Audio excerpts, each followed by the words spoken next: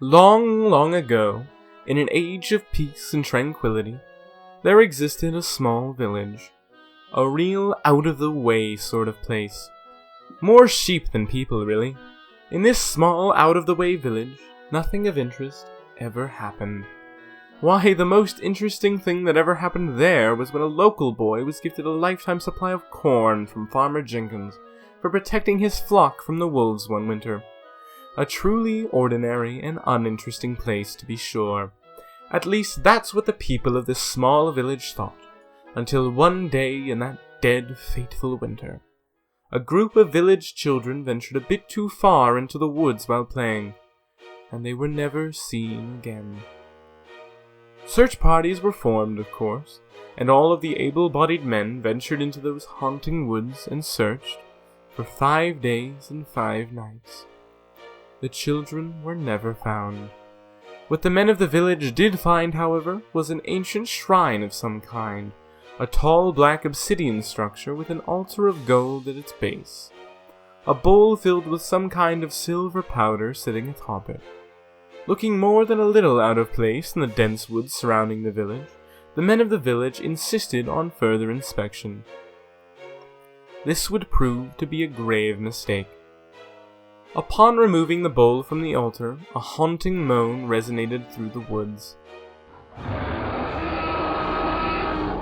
The men looked at each other, then at the bowl, and lastly at the shrine.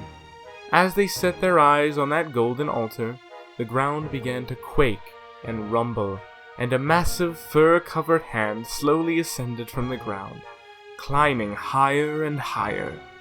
First a hand, then an arm, a shoulder, a head, and those pitch-black wings. The creature before them now stood well over 5,000 meters tall, with a wingspan of at least twice that. It wore a skull atop its head, and its body was as black as night. The village men turned to run, but it was too late. The creature shot forth a breath of shadow which enveloped the fleeing men. As the shadow touched their skin, they began to crumple and decompose. In a matter of moments, the men were nothing more than dust in the wind.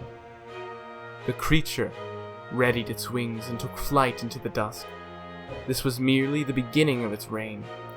The creature spent the next 400 years terrorizing the world, destroying villages, kingdoms, civilizations, wherever it found them. Some people came to worship the creature as a god of death and destruction. Most feared its existence. Some would-be heroes attempted to slay the beast. All failed. The world darkened, its people lost in that dark, cold, afraid, and alone. Until one day, the sun rose and the world saw the light for the first time in so long. The creature was nowhere to be found.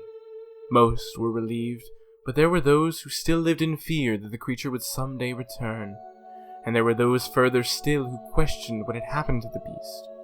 Had it finally been slain by some unknown hero?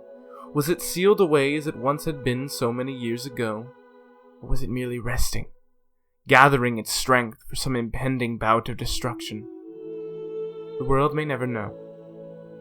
Some 1,000 years later, and the answer still remains a mystery.